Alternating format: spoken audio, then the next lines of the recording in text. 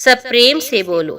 श्रीमद् भागवत पुराण की जय। राधा कृष्ण भगवान की जय। श्री मैत्रेय जी कहते हैं, जिस समय प्रजाजन परम पराक्रमी पृथ्वी पाल पृथु की इस प्रकार प्रार्थना कर रहे थे, उसी समय वहां सूर्य के समान तेजस्वी 4 मुनीश्वर आए। राजा और उनके अनुचरों ने देखा तथा पहचान लिया कि वे सिद्धेश्वर अपनी दिव्य कांति से संपूर्ण लोगों को पाप निर्मुक्त करते हुए आकाश से उतरकर आ रहे हैं। राजा के प्राण सनकादिकों का दर्शन करते ही जैसे विषयी जीव विषयों की ओर दौड़ता है, उनकी ओर चल पड़ता है, मानो उन्हें रोकने के लिए ही वे अपने सदस्यों और अनुयायियों के साथ एकाएक उठकर खड़े हुए।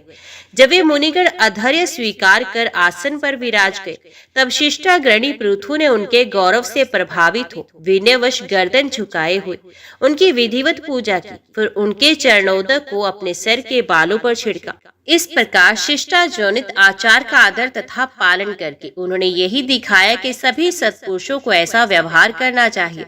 सनकादि मुनीश्वर भगवान शंकर के अग्रज हैं। सोने के सिंहासन पर वे ऐसे सुशोभित हुए जैसे अपने अपने स्थानों पर अग्नि देवता। महाराज पृथु ने बड़ी श्रद्धा संयम के साथ प्रेम पूर्वक उनसे कहा, मंगल मूर्ति मुनीश्वरों, आपके दर्शन तो योगियों को भी दुर्लभ है। मुझसे ऐसा क्या पुण्य बना है जिसे श्वेत आपका दर्शन प्राप्त हुआ, जिस पर ब्राह्मण अथवा अनुचरों के सहित श्री शंकर या श्री विष्णु भगवान प्रसन्न हो, उसके लिए इहलोक और परलोक में कौन सी वस्तु दुर्लभ है। इस दृश्य प्रपंच के कारण महत्व आदि यद्यपि सर्वगत है, तो भी वे सर्वसाक्षी आत्मा को नहीं सकते। इसी प्रकार यद्यपि आप समस्त लोकों में विचरते रहते हैं, तो भी अनअधिकारी लोग आपको देख नहीं पाते। जिनके घरों में आप जैसे पूज्य पुरुष उनके जल, तृण, पृथ्वी, गृह स्वामी अथवा सेवक आदि किसी अन्य पदार्थ को स्वीकार कर लेते हैं, वे गृहस्थ धनहीन होने पर भी धन्य है। जिन घरों में कभी भगवत भक्तों के परम पवित्र चरणोदक के छींटे नहीं पड़े, वे सब प्रकार की ऋषि सिद्धियों से भरे होने पर भी ऐसे वृक्षों के समान हैं कि जिन पर सांप रहते हैं। मुनीश्वरों, आपका स्वागत है। आप लोग तो बाल्यावस्था से ही मुमुक्षुओं के मार्ग का अनुसरण करते हुए एकाग्रचित्त से ब्रह्मचर्यादि महान व्रतों का बड़ी श्रद्धा पूर्वक आचरण कर रहे हैं। स्वामियों, हम लोग अपने कर्मों के वशीभूत होकर विपत्तियों के क्षेत्र रूप इस संसार में पड़े हुए केवल इंद्रिय संबंधी भोगों को ही परम पुरुषार्थ मान रहे हैं। सो क्या हमारे निस्तार का भी कोई उपाय है? आप लोगों से कुशल प्रश्न करना उचित नहीं, क्योंकि आप निरंतर आत्मा में रमण करते हैं। आप में ये कुशल है, ये अकुशल है, इस प्रकार की वृत्तियां कभी होती ही नहीं। आप संसार नल से संतप्त जीवों के परम सुहृद हैं। इसलिए आप में विश्वास करके मैं ये पूछना चाहता हूँ, इस संसार में मनुष्य का किस प्रकार सुगमता से कल्याण हो सकता है? ये निश्चय है कि जो आत्मवान धीर पुरुषों में आत्मा रूप से प्रकाशित होते हैं और उपासकों के हृदय में अपने स्वरूप को प्रकट करने वाले हैं, वे अजन्मा भगवान नारायण ही अपने भक्तों पर कृपा करने के लिए आप जैसे सिद्ध पुरुषों के रूप में इस पृथ्वी पर विचरा करते हैं। राजा पृथु के ये युक्ति युक्त गंभीर परिमित और मधुर वचन सुनकर श्री सनंत कुमार जी बड़े प्रसन्न हुए और कुछ मुस्कुराते हुए कहने लगे, महाराज, आपने सबको जानते हुए भी समस्त प्राणियों के कल्याण की दृष्टि से बड़ी अच्छी बात पूछी है। सच है, साधु पुरुषों की बुद्धि ऐसी ही हुआ करती है। सत्पुरुषों का समागम श्रोता वक्ता दोनों को ही अभिमत होता है, क्योंकि उसके प्रश्नोत्तर सभी को कल्याण करते हैं। राजन, श्री मधुसूदन भगवान के चरण कमलों के गुण अनुवाद में अवश्य ही आपकी अविचल प्रीति है। हर किसी को इसका प्राप्त होना बहुत कठिन है, और प्राप्त हो जाने पर ये हृदय के भीतर रहने वाले उस वासना रूप बल को सर्वथा नष्ट कर देती है, जो और किसी उपाय से जल्दी नहीं छूटता। शास्त्र जीवों के कल्याण के लिए भली भांति विचार करने वाली है। उनमें आत्मा से भिन्न देहादि के प्रति वैराग्य तथा अपने आत्म स्वरूप निर्गुण ब्रह्म में सुदृढ़ अनुराग होना, यही कल्याण का साधन निश्चित किया गया है। शास्त्रों का ये भी कहना है कि गुरु और शास्त्रों के वचनों में विश्वास रखने से, भागवत धर्मों का आचरण करने से, तत्व जिज्ञासा से, ज्ञान योग की निष्ठा से, योगेश्वर श्री हरि की उपासना से, नित्य प्रति पुण्य कीर्ति से, श्री भगवान की पावन कथाओं को सुनने से, जो लोग धन और इंद्रियों के भोगों में ही रत हैं, उनकी गोष्ठी में प्रेम ना रखने से, उन्हें प्रिय लगने वाले पदार्थों का आसक्ति पूर्वक संग्रह ना करने से, भगवत पुराण अमृत का पान करने के सिवा अन्य समय आत्मा में ही संतुष्ट रहते हुए एकांत सेवन में प्रेम रखने से, किसी भी जीव को कष्ट ना देने से, निर्वृत्ति निष्ठा से, आत्महित का अनुसंधान करते रहने से, श्री हरि के पवित्र चरित्र रूप श्रेष्ठ अमृत का आस्वादन करने से, निष्काम भाव से, यम नियमों का पालन करने से, कभी किसी की निंदा ना करने से, योग क्षेम के लिए प्रयत्न ना करने से, शीतोष्णादि द्वंद्वों को सहन करने से, भगवत जनों के कानों को सुख देने वाले श्री हरि के गुणों का बार बार वर्णन करने से और बढ़ते हुए भक्ति भाव से मनुष्य का कार्य कारण रूप संपूर्ण जड़ प्रपंच से वैराग्य हो जाता है और आत्म स्वरूप निर्गुण परब्रह्म में अनायास ही उसकी प्रीति हो जाती है। परब्रह्म में सुदृढ़ प्रीति हो जाने पर पुरुष सद्गुण की शरण लेता है। फिर ज्ञान और वैराग्य के प्रबल वेग के कारण वासना शून्य हुए अपने अविद्यादि 5 प्रकार के कलेशों से युक्त अहंकारात्मक अपने लिंग शरीर को वे उसी प्रकार भस्म कर देता है जैसे अग्नि लकड़ी से प्रकट होकर फिर उसी को जला डालती है। इस प्रकार लिंग देह का नाश हो जाने पर वे उसके कृतवादी सभी गुणों से मुक्त हो जाता है। फिर तो जैसे स्वप्न अवस्था में तरह तरह के पदार्थ देखने पर भी उसे जग पड़ने पर उनमें से कोई चीज दिखाई नहीं देती, उसी प्रकार वे पुरुष अपने शरीर के बाहर दिखाई देने वाले घटपट आदि और भीतर अनुभव होने वाले सुख दुख आदि को भी नहीं देखता। इस स्थिति के प्राप्त होने से पहले ये पदार्थ ही जीवात्मा और परमात्मा के बीच में रहकर उनका भेद कर रहे थे। जब तक अंतःकरण रूप उपाधि रहती है तभी तक पुरुष को जीवात्मा, इंद्रियों के विषय और इन दोनों को संबंध कराने वाले अहंकार का अनुभव होता है। इसके बाद नहीं। बाहरी जगत में भी देखा जाता है कि जल दर्पण आदि निमित्तों के रहने पर ही अपने बिंब और प्रतिबिंब का भेद दिखाई देता है, अन्य समय नहीं। जो लोग विषय चिंतन में लगे रहते हैं उनकी इंद्रियां विषयों में फंस जाती हैं तथा मन को भी उन्हीं की ओर खींच ले जाती हैं। फिर तो जैसे जलाशय के तीर पर उगे हुए कुशादी अपनी जड़ों से उसका जल खींचते हैं, उसी प्रकार वे इंद्रिय सक्त मन बुद्धि की विचार शक्ति को हर लेता है। विचार शक्ति के नष्ट हो जाने पर पूर्वापर की स्मृति जाती रहती है और स्मृति का नाश हो जाने पर ज्ञान नहीं रहता। इस ज्ञान के नाश हो जाने को पंडित जन अपने आप अपना नाश करना कहते हैं, जिसके उद्देश्य से अन्य सब पदार्थों में प्रियता का बोध होता है। उस आत्मा का अपने द्वारा ही नाश होने से जो स्वार्थ हानि होती है, उससे बढ़कर लोक में जीव की और कोई हानि नहीं होती। धन और इंद्रियों के विषयों का चिंतन करना मनुष्य के सभी पुरुषार्थों का नाश करने वाला है, क्योंकि इनकी चिंता से विज्ञान और विज्ञान से भ्रष्ट होकर वृक्षादि स्थावर योनियों में जन्म लेता है। इसलिए इसे अज्ञान अंधकार से पार होने की इच्छा हो उस पुरुष को विषयों में आसक्ति कभी नहीं करनी चाहिए, क्योंकि ये धर्म, अर्थ, काम और मोक्ष की प्राप्ति में बड़ी बाधक होती है। इन 4 पुरुषार्थों में भी सबसे श्रेष्ठ मोक्ष ही माना जाता है, क्योंकि अन्य 3 पुरुषार्थों में सर्वदा काल का भय लगा रहता है। प्रकृति में गुण शोभ होने के बाद जितने भी उत्तम और अधम भाव पदार्थ प्रकट हुए हैं उनमें कुशल से रह सके ऐसा कोई भी नहीं। काल भगवान उन सभी के कुशलों को कुचलते रहते हैं। अतः राजन, जो भगवान देह, इंद्रिय, प्राण, बुद्धि और अहंकार से आवृत सभी स्थावर जंगम प्राणियों के हृदयों में जीव के नियामक अंतर्यामी आत्मा रूप से सर्वत्र साक्षात प्रकाशित हो रहे हैं, उन्हें तुम वे मैं ही हूँ ऐसा जानो। जिस प्रकार माला का ज्ञान हो जाने पर उसमें सर्प बुद्धि नहीं रहती, उसी प्रकार विवेकी होने पर जिसका कहीं पता नहीं लगता, ऐसा जी माया में प्रपंच जिसमें कार्य कारण रूप से प्रतीत होते हैं और जो स्वयं कर्मफल कुलुषित प्रकृति से परे है, उसे नित्य मुक्त निर्मल और ज्ञान स्वरूप परमात्मा को मैं प्राप्त हो रहा हूँ। संत महात्मा जिनके चरण कमलों के अंगुली हृदय ग्रंथि को जो कर्मों से गठित है इस प्रकार छिन्न भिन्न कर डालते हैं कि समस्त इंद्रियों का प्रत्याहार करके अपने अंतकरण को निर्विषय करने वाले सन्यासी भी वैसा नहीं कर पाते। तुम उन सर्वाश्रय भगवान वासुदेव का भजन करो।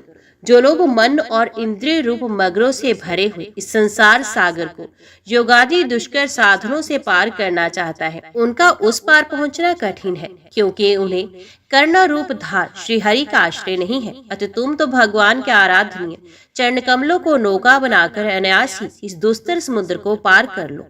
श्री मैत्रेयी जी कहते हैं, विदुर जी ब्रह्मा जी के पुत्र आत्म ज्ञानी सनंत कुमार जी से इस प्रकार आत्म तत्व का उपदेश पाकर महाराज पृथु ने उनकी बहुत प्रशंसा करते हुए कहा, भगवान दीनदयाल श्रीहरि ने मुझ पर पहले कृपा की थी, उसी को पूर्ण करने के लिए आप लोग पधारे हैं। आप लोग बड़े ही दयालु हैं। जिस कार्य के लिए आप लोग पधारे थे उसे आप लोगों ने अच्छी तरह संपन्न कर दिया। अब इसके बदले में मैं आप लोगों को क्या दूं? मेरे पास तो शरीर और इसके साथ जो कुछ है वे सब महापुरुषों का ही प्रसाद है। ब्राह्मण, प्राण, स्त्री, पुत्र, सब प्रकार की सामग्रियों से भरा हुआ भवन, राज्य, सेना, पृथ्वी और कोश, ये सब कुछ आप ही लोगों का है, अतः आपके ही श्री चरणों में अर्पित है। वास्तव में तो सेनापतित्व, राज्य, दंड विधान और संपूर्ण लोगों के शासन का अधिकार वेद शास्त्रों के ज्ञाता ब्राह्मणों को ही है। ब्राह्मण अपना ही खाता है, अपना ही पहनता है और अपनी ही वस्तु दान देता है। दूसरे क्षत्रिय आदि तो उसी की कृपा से अन्न खाने को पाते हैं। आप लोग वेद के पारगामी हैं। आपने अध्यात्म तत्व का विचार करके हमें निश्चित रूप से समझा दिया है कि भगवान के प्रति इस प्रकार की अभेद शक्ति ही उनकी उपलब्धि का प्रधान साधन है। आप लोग परम कृपालु हैं, अतः अपने इस दीन उद्धार रूप कर्म से ही सर्वदा संतुष्ट रहें। आपके इस उपकार का बदला कोई क्या दे सकता है? उसके लिए प्रयत्न करना भी अपनी हंसी कराना ही है। विदुर जी फिर आदि राज पृथु ने आत्म ज्ञानियों में श्रेष्ठ सनकादि की पूजा की और वे उनके शील ही प्रशंसा करते हुए सब लोगों के सामने ही आकाश मार्ग से चले गए। महात्माओं में अग्रगण्य महाराज पृथु उनके आत्म उपदेश पाकर चित्त की एकाग्रता से आत्मा में ही स्थित रहने के कारण अपने को कृत्य सा अनुभव करने लगे। वे ब्राह्मणपण बुद्धि से समय, स्थान, शक्ति, न्याय और धन के अनुसार सभी कर्म करते थे। इस प्रकार एकाग्र चित्त से समस्त कर्मों का फल परमात्मा को अर्पण करके आत्मा को कर्मों का साक्षी एवं प्रकृति से अतीत देखने के कारण वे सर्वथा निर्लिप्त रहे। जिस प्रकार सूर्यदेव सर्वत्र प्रकाश करने पर भी वस्तुओं के गुण दोष से निर्लेप रहते हैं, उसी प्रकार सार्वभौम साम्राज्य लक्ष्मी से संपन्न और गृहस्थाश्रम में रहते हुए भी अहंकार शून्य होने के कारण वे इंद्रियों के विषय में आसक्त नहीं हुए। इस प्रकार आत्मनिष्ठा में स्थिर होकर सभी कर्तव्य कर्मों का यथोचित रीति से अनुष्ठान करते हुए उन्होंने अपनी भार्या अर्ची के गर्भ से अपने अनुरूप 5 पुत्र उत्पन्न किए। उनके नाम विजिताश, धूम्रकेश, हरेश्वर, द्रविड़ और वृक्क थे। महाराज पृथु भगवान के अंश थे। वे समय समय पर जब तक आवश्यक होता था जगत के प्राणियों की रक्षा के लिए अकेले ही समस्त लोकपालों के गुण धारण कर लिया करते थे। अपने उदार मन, प्रिय और हितकर वचन, मनोहर मूर्ति और सौम्य गुणों के द्वारा प्रजा का रंजन करते रहने से दूसरे चंद्रमा के समान उनका राजा ये नाम सार्थक हुआ। सूर्य जिस प्रकार गर्मी में पृथ्वी का जल खींचकर वर्षा काल में उसे पुनः पृथ्वी पर बरसा देता है तथा अपनी किरणों से सबको ताप पहुंचाता है, उसी प्रकार वे कर रूप से प्रजा का धन लेकर उसे दुष्काल आदि के समय मुक्त हस्त से प्रजा के हित में लगा देते थे तथा सब पर अपना प्रभाव जमाए रखते थे। वे तेज में अग्नि के समान दुर्दर्श, इंद्र के समान अजय, पृथ्वी के समान क्षमाशील और स्वर्ग के समान मनुष्यों की समस्त कामनाएं पूर्ण करने वाले थे। समय समय पर प्रजाजनों को तृप्त करने के लिए वे मेघ के समान उनके अभिष्ट अर्थों को खुले हाथ से लुटाते रहते थे। वे समुद्र के समान गंभीर और पर्वतराज सुमेरु के समान धैर्यवान भी थे। महाराज पृथु दुष्टों का दमन करने में यमराज के समान, आश्चर्यपूर्ण वस्तुओं के संग्रह में हिमालय के समान, कोष की समृद्धि करने में कुबेर के समान और धन को छिपाने में वरुण के समान थे। शारीरिक बल, इंद्रियों की पटुता तथा प्राकरण में सर्वत्र गतिशील वायु के समान और तेज के असहता में भगवान शंकर के समान थे। सौंदर्य में कामदेव के समान, उत्साह में सिंह के समान, वात्सल्य में मनु के समान, मनुष्यों के आधिपत्य में सर्वसमर्थ ब्रह्मा जी के समान थे। ब्रह्मचार में बृहस्पति, इंद्र विजय में साक्षात श्रीहरि तथा गो ब्राह्मण गुरुजन एवं भगवत भक्तों की भक्ति, लज्जा, विनयशील एवं परोपकार आदि गुणों में अपने ही समान अनुपम थे। लोग त्रिलोकी में सर्वोच्च उच्च स्वर से उनकी कीर्ति का गान करते थे। इससे वे स्त्रियों तक के कानों में वैसे ही प्रवेश पाए हुए थे जैसे सत्पुरुषों के हृदय में श्री राम। इस प्रकार महामनस्वी प्रजापति पृथु ने स्वयमेव अन्न आदि तथा पूर्व ग्राम आदि सर्ग की व्यवस्था करके स्थावर जंगम सभी की आजीविका का सुविधा कर दिया तथा साधु जनोचित धर्मों का खूब पालन किया। मेरी अवस्था कुछ ढल गई है और जिसके लिए मैंने इस लोक में जन्म लिया था उस प्रजा रक्षण गण ईश्वर रज्ञा का पालन भी हो चुका है। अतः अब मुझे अंतिम पुरुषार्थ मोक्ष के लिए प्रयत्न करना चाहिए। ये सोचकर उन्होंने अपने विरह में स्रोती हुई अपनी पुत्री रूपा पृथ्वी का भार पुत्रों को सौंप दिया और सारी प्रजा को बिलखती छोड़कर वे अपनी पत्नी सहित अकेले ही तपोवन को चल दिए। वहां भी वे वानप्रस्थ आश्रम के नियम अनुसार उसी कठोर तपस्या में लग गए जैसे पहले गृहस्थाश्रम में अखंड व्रत पूर्वक पृथ्वी को विजय करने में लग गए थे।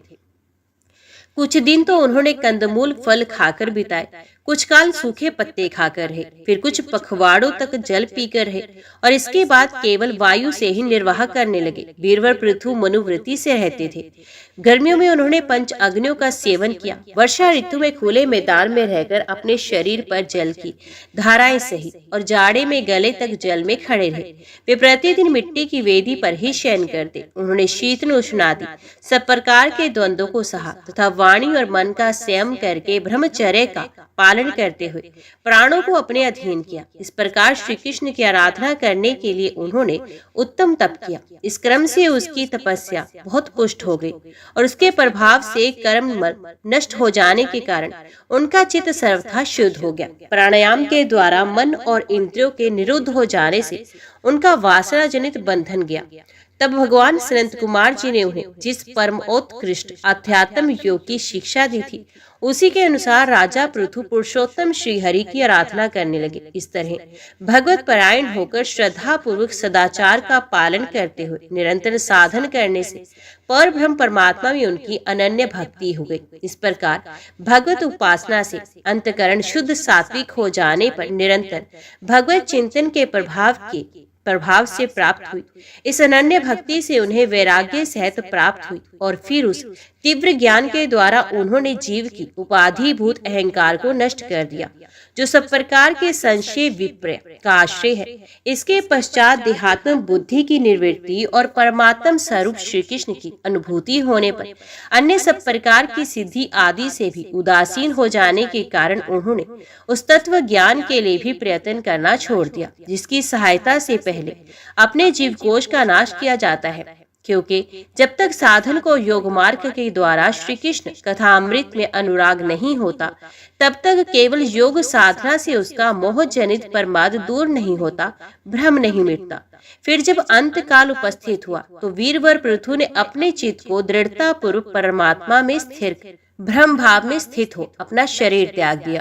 उन्होंने एड़ी से गुदा के द्वार को रोककर प्राण वायु को धीरे धीरे मूलाधार से ऊपर की ओर उठाते हुए उसे नाभि, हृदय, वक्षस्थल, कंठ और मस्तक में स्थित किया।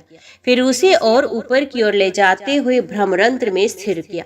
अब उन्हें किसी प्रकार के सांसारिक भोगों की लालसा नहीं रही। फिर यथास्थान विभाग करके प्राण वायु को समष्टि वायु में, पार्थिव शरीर को पृथ्वी में, शरीर के तेज को समष्टि तेज में लीन कर दिया। इसी प्रकार फिर पृथ्वी को जल में, जल को तेज में, तेज को वायु में, वायु में आकाश में लीन किया। तदंतर मन को इंद्रियों में, इंद्र को उनके कारण रूप तन मात्राओं और तन मात्राओं के कारण अहंकार के द्वारा आकाश, इंद्रिय और तन मात्राओं को उसी अहंकार में लीन कर अहंकार को महतत्व में लीन कर दिया। फिर संपूर्ण गुणों की अभिव्यक्ति करने वाले उस महतत्व को माया उपाधि जीव में स्थित किया। तदंतर उस माया रूप जीव की उपाधि को भी उन्होंने ज्ञान और वैराग्य के प्रभाव से अपने शुद्ध ब्रह्म स्वरूप में स्थित होकर त्याग दिया। महाराज पृथु की पत्नी महारानी अर्ची भी उनके साथ वन को गई थी। वे बड़ी सुकुमारी थी, पैरों से भूमि का स्पर्श करने योग्य भी नहीं थी। फिर भी उन्होंने अपने स्वामी के व्रत और नियम आदि का पालन करते हुए उनकी खूब सेवा की और मुनि वृत्ति के अनुसार कंद मूल आदि से निर्वाह किया। इसे यद्यपि वे बहुत दुर्बल हो गई थी तो भी प्रियतम के कर स्पर्श से सम्मानित होकर उसी में आनंद मानने के कारण उन्हें किसी प्रकार कष्ट नहीं होता था।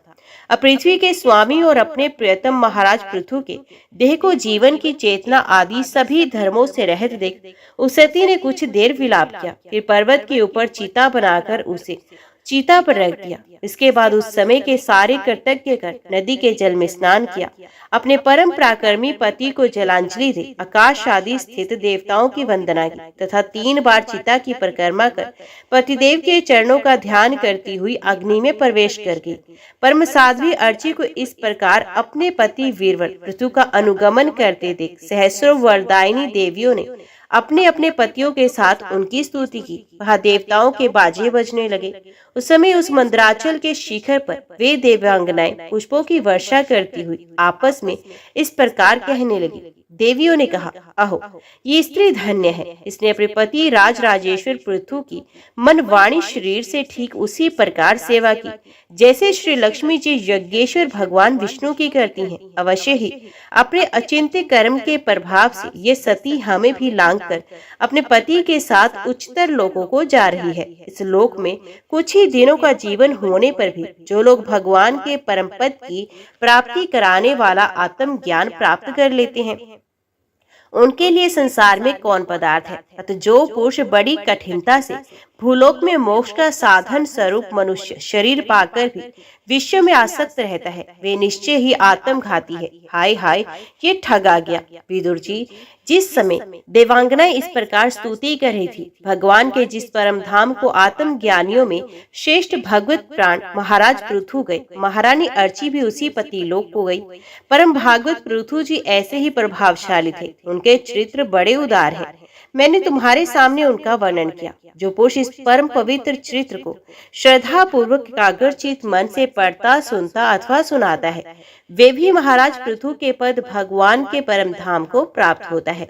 इसका काम भाव से पाठ करने से ब्राह्मण ब्रह्म तेज प्राप्त करता है, क्षत्रिय पृथ्वीपति हो जाता है, वैश्य व्यापारियों में प्रधान हो जाता है और शूद्र में साधुता आ जाती है। स्त्री हो अथवा पुरुष, जो कोई उसे आदर पूर्वक 3 बार सुनता है, वे संतानहीन हो तो पुत्रवान, धनहीन हो तो महाधनी, कीर्तिहीन हो तो महायशस्वी और मूर्ख हो तो पंडित हो जाता है। ये चरित्र मनुष्य मात्र का कल्याण करने वाला और अमंगल को दूर करने वाला है। ये धन, यश और आयु की वृद्धि करने वाला, स्वर्ग की प्राप्ति कराने वाला और कलयुग के दोषों का नाश करने वाला है। ये धर्मादि चतुर्वर्ग की प्राप्ति में भी बड़ा सहायक है। इसलिए जो लोग धर्म, अर्थ, काम और मोक्ष को भलीभांति सिद्ध करना चाहते हैं, उनको इसका श्रद्धा पूर्वक श्रवण करना चाहिए।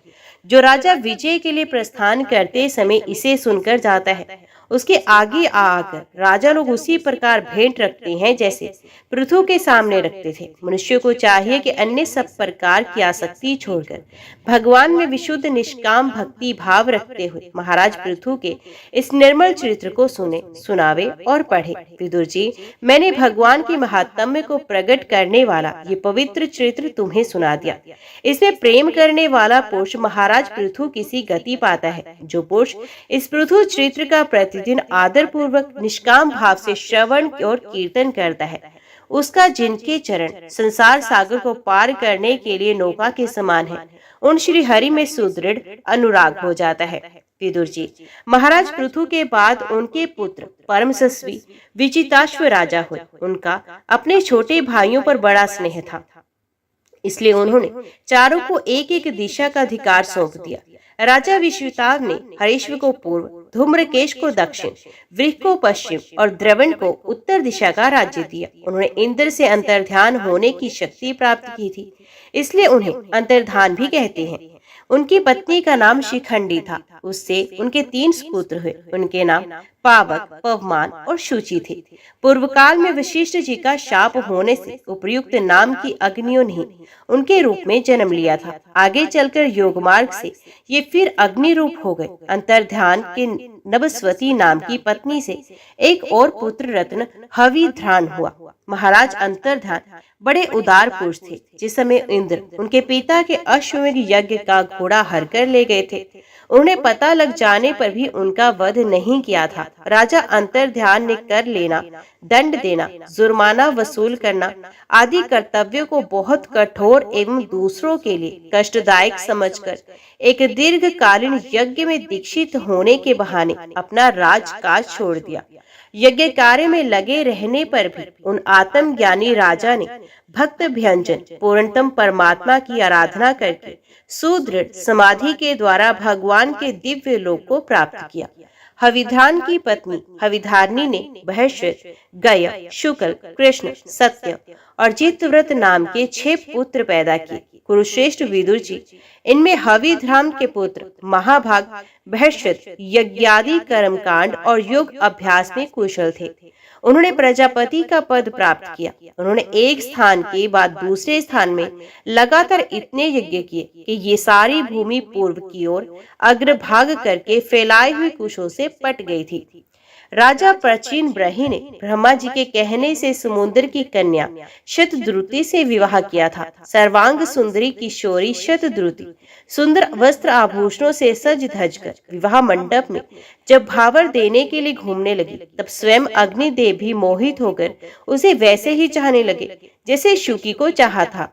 नवविवाहिता शतद्रुति ने अपने नुपुरों की झंकार से ही दिशा विदिशाओं को देवता, असुर, गंधर्व, मुनि, सिद्ध, मनुष्य और नाग सभी को वश में कर लिया।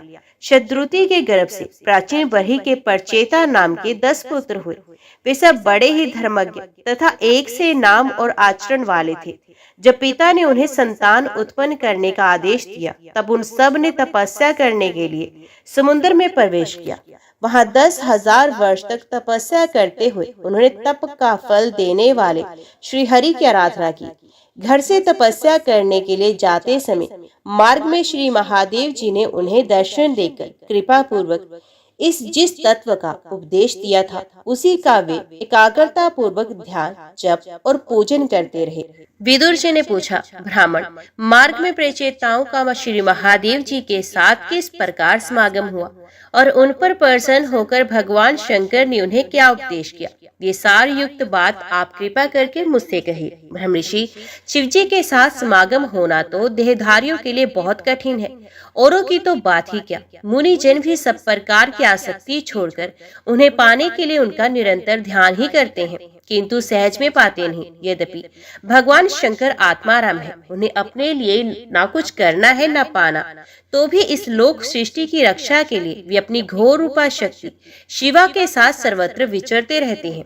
श्री मैत्रेय जी ने कहा, विदुर जी, साधु स्वभाव पर चेतागण पिता की आज्ञा शिरोधार्य कर तपस्या में चित्त लगा पश्चिम की ओर चल दिए। चलते चलते उन्होंने समुद्र के समान विशाल एक सरोवर देखा। वे महापुरुषों के चित्त के समान बड़ा ही स्वच्छ था तथा उसमें रहने वाले मत्स्यादि जल जीव भी प्रसन्न जान पड़ते थे। उसमें नील कमल, लाल कमल, रात में, दिन में और सायकाल में खिलने वाले कमल तथा इंदिवर आदि अन्य कई प्रकार के कमल सुशोभित थे। उसके तटों पर हंस, सारस, चकवा और कारंडव आदि जल पक्षी चहक रहे थे। उसके चारों ओर तरह तरह के वृक्ष और लताएं थी। उन पर मतवाले भोरे गूंज कर रहे थे। उसकी मधुर ध्वनि से हर्षित होकर मानो उन्हें रोमांच हो रहा था। कमलकोश के पराग पुंज वायु के झरोकों से चारों ओर उड़ रहे थे, मानो वहां कोई उत्सव हो रहा हो। वहां मृदंग, प्रणव आदि बाजों के साथ अनेकों दिव्य राग रागनियों के क्रम से गायन की मधुर ध्वनि सुनकर उन राजकुमारों को बड़ा आश्चर्य हुआ। इतने में ही उन्होंने देखा कि देवाधिदेव भगवान शंकर अपने अनुचरों के साथ उस सरोवर से बाहर आ रहे हैं। उनका शरीर तपी हुई स्वर्ण राशि के समान कांतिमान है, कंठ नील वर्ण है तथा 3 विशाल नेत्र हैं। वे अपने भक्तों पर अनुग्रह करने के लिए उदित हैं। अनेकों गंधर्व उनका सुयश गा रहे हैं। उनका सहसा दर्शन पाकर प्रचेताओं का बड़ा कौतूहल हुआ और उन्होंने शंकर जी के चरणों में प्रणाम किया। तब शरणागत भयहारी धर्मवत्सल भगवान शंकर ने अपने दर्शन से प्रसन्न हुए उन धर्मज्ञ और शील संपन्न राजकुमारों से प्रसन्न होकर कहा, तुम लोग राजा प्रचिनब्रही के पुत्र हो, तुम्हारा कल्याण हो। तुम जो कुछ करना चाहते हो वो मुझे भी मालूम है। इस समय तुम लोगों पर कृपा करने के लिए ही मैंने तुम्हें इस प्रकार दर्शन दिया है। जो व्यक्ति अव्यक्त प्रकृति तथा जीव संज्ञक पुरुष इन दोनों के नियामक भगवान वासुदेव की साक्षात शरण लेता है, वे मुझे परम प्रिय है। अपने वर्णाश्रम धर्म का भलीभांति पालन करने वाला पुरुष 100 जन्म के बाद ब्रह्मा के पद को प्राप्त होता है और इससे भी अधिक पुण्य होने पर वे मुझे प्राप्त होता है। परंतु जो भगवान का अनन्य भक्त है, वे तो मृत्यु के बाद ही सीधे भगवान विष्णु के उस परम पद को प्राप्त हो जाता है, जिसे रुद्र रूप में स्थित मैं तथा अन्य अधिकारिक देवता अपने अपने अधिकार की समाप्ति के बाद प्राप्त करेंगे। तुम लोग भगवत भक्त होने के नाते मुझे भगवान के समान ही प्यारे हो। इसी प्रकार भगवान के भक्तों को भी मुझसे बढ़कर और को भी कोई प्यारा नहीं हो सकता। अब मैं तुम्हें एक बड़ा ही पवित्र, मंगलमय और कल्याणकारी स्तोत्र सुनाता हूँ। इसका तुम लोग शुद्ध भाव से जप करना। तब नारायण परायण करुणा हृदय भगवान शिव ने अपने सामने हाथ जोड़े खड़े हुए उन राजपुत्रों को ये स्तोत्र सुनाया। भगवान रुद्र स्तुति करने लगे, भगवान आपका उत्कर्ष उच्च कोटि के आत्म ज्ञानियों के कल्याण के लिए, निजानंद लाभ के लिए है, उससे मेरा भी कल्याण हो। आप सर्वदा अपने निर्शिष्य परम आनंद स्वरूप में ही स्थित रहते हैं। ऐसे सर्वात्मक आत्म स्वरूप आपको नमस्कार है। आप पद्मनाभ, भूत सूक्ष्म और इंद्रियों के नियंता, शांत, एक रस और स्वयं प्रकाश वासुदेव भी आप ही हैं। आपको नमस्कार है। आप सूक्ष्म, अनंत और मुख अग्नि के द्वारा संपूर्ण लोगों का संहार करने वाले, अहंकार के अधिष्ठाता संघर्षण तथा जगत के प्रकृष्ट ज्ञान के उद्गम स्थान बुद्धि के अधिष्ठाता प्रद्युम्न है। आपको नमस्कार है। आप ही इंद्रियों के स्वामी मनसत्व के अधिष्ठाता भगवान अनिरुद्ध है। आपको बार बार नमस्कार है। आप अपने तेज से जगत को व्याप्त करने वाले सूर्य देव हैं। पूर्ण होने के कारण आप में वृद्धि और क्षय नहीं होता। आपको नमस्कार है। आप स्वर्ग और मोक्ष के द्वार तथा निरंतर पवित्र हृदय में रहने वाले हैं। आपको नमस्कार है। आप ही स्वर्ण रूप, वीर्य से युक्त और चातुर्होत्र कर्म के साधन तथा विस्तार करने वाले अग्निदेव हैं। आपको नमस्कार है। आप पितृ और देवताओं के पोषक सोम हैं तथा तीनों वेदों के अधिष्ठाता हैं। हम आपको नमस्कार करते हैं। आप ही समस्त प्राणियों को तृप्त करने वाले सर्वरस जल रूप हैं। आपको नमस्कार है। आप समस्त प्राणियों के देह पृथ्वी और विराट स्वरूप है तथा त्रिलोकी की रक्षा करने वाले मानसिक, ऐन्द्रिक और शारीरिक शक्ति स्वरूप प्राण वायु हैं। आपको नमस्कार है। आप ही अपने गुण शब्द के द्वारा समस्त पदार्थों का ज्ञान कराने वाले तथा बाहर भीतर का भेद करने वाले आकाश है तथा आप ही महान पुण्यों से प्राप्त होने वाले परम तेजों में स्वर्ग, वैकुंठ आदि लोक हैं। आपको पुनः पुनः नमस्कार है। आप पितृलोक की प्राप्ति कराने वाले प्रवृत्ति कर्म रूप और देवलोक की प्राप्ति के साधन निर्वृत्ति कर्म रूप है तथा आप ही अधर्म के फलस्वरूप दुखदायक मृत्यु है। आपको नमस्कार है। नाथ, आप ही पुराण पुरुष तथा सांख्य और योग के अधीश्वर भगवान श्री कृष्ण है। अब सब प्रकार की कामनाओं की पूर्ति के कारण साक्षात मंत्र मूर्ति और महान धर्म स्वरूप है। आपकी ज्ञान शक्ति किसी भी प्रकार कुंठित होने वाली नहीं है। आपको नमस्कार है, नमस्कार है। आप ही कर्ता, करण और कर्म तीनों शक्तियों के एकमात्र आश्रय हैं। आप ही अहंकार के अधिष्ठाता रुद्र है। आप ही ज्ञान और क्रिया स्वरूप है तथा आपसे ही परा प्रशांति, मध्यमा और वैखरी 4 प्रकार की वाणी की अभिव्यक्ति होती है। आपको नमस्कार है प्रभु।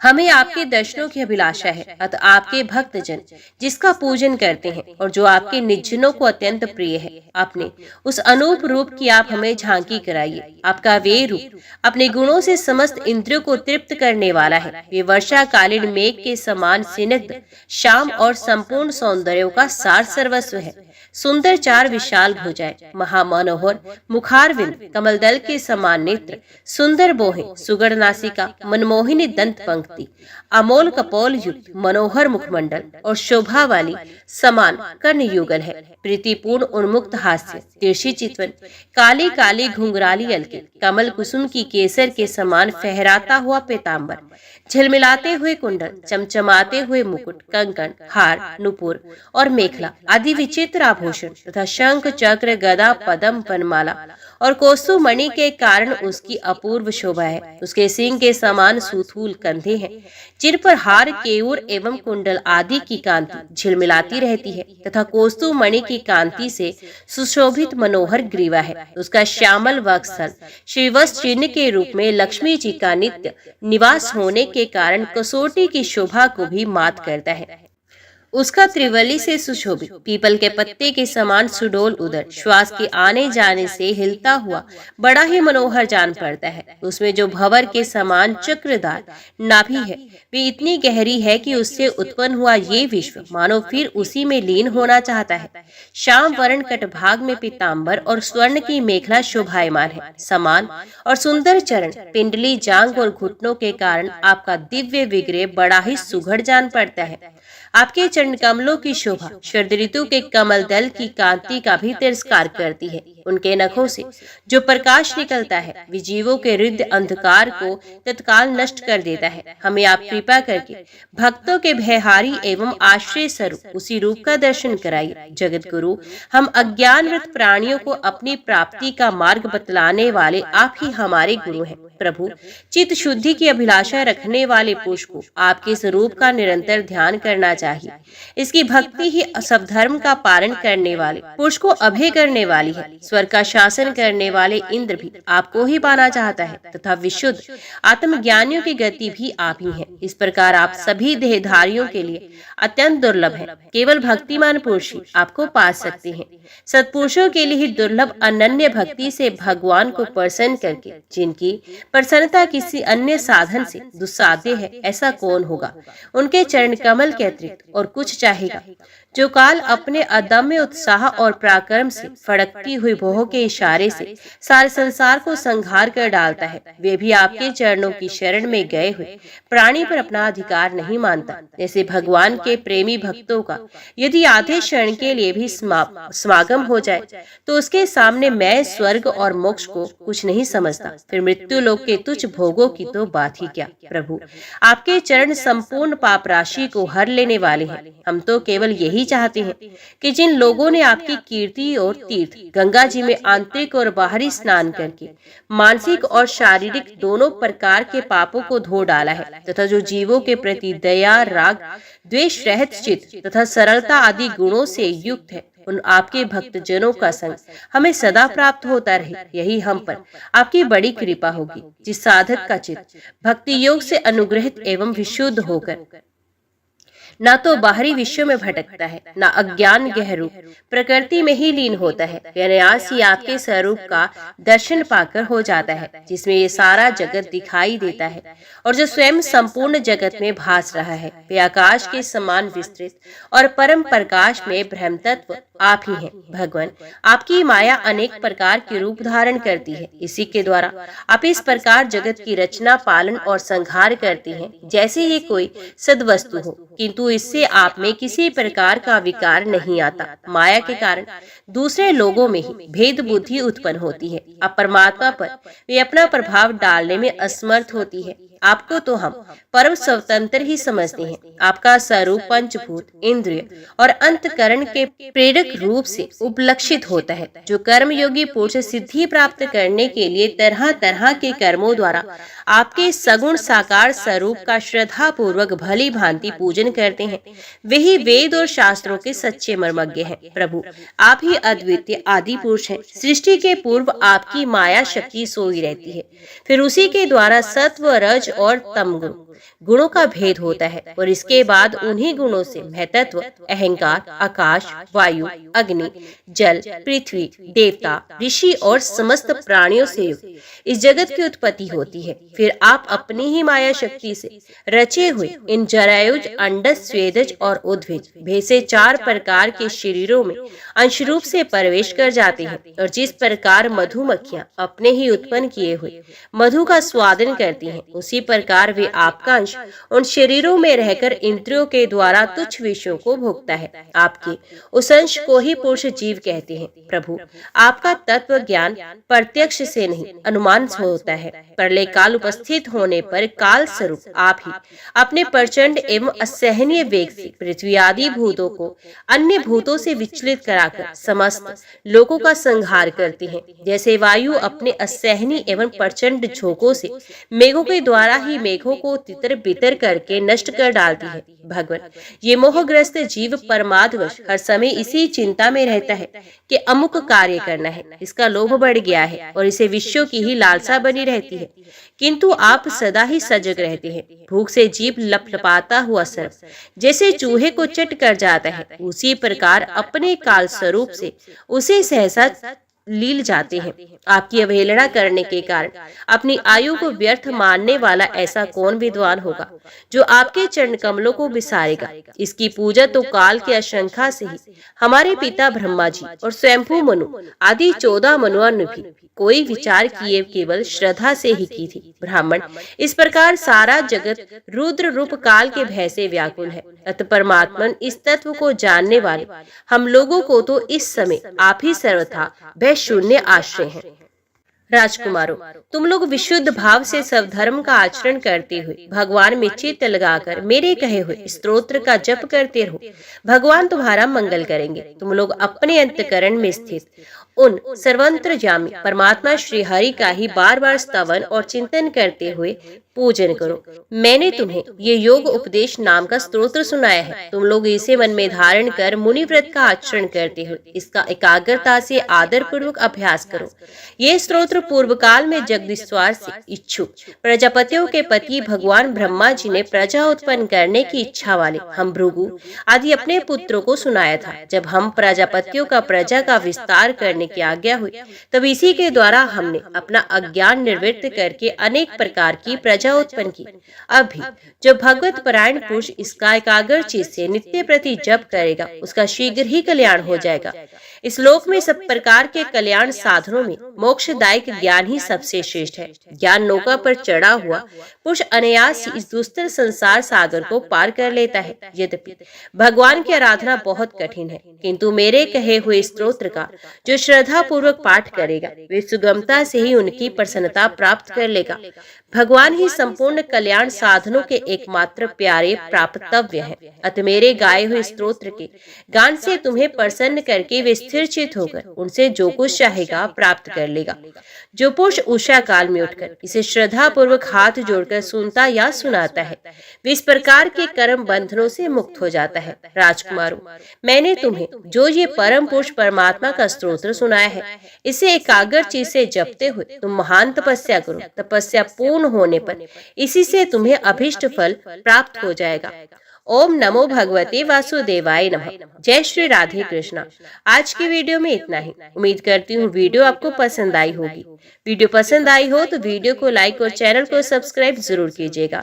जय श्री हरि लिखकर कमेंट बॉक्स में अपनी हाजिरी और अपने सुझाव देना ना भूलेगा। तो मिलते हैं अगली कथा अगली वीडियो के साथ। तब तक के लिए देखते व सुनते रहिए। जय मां कंचन, जय माता दी।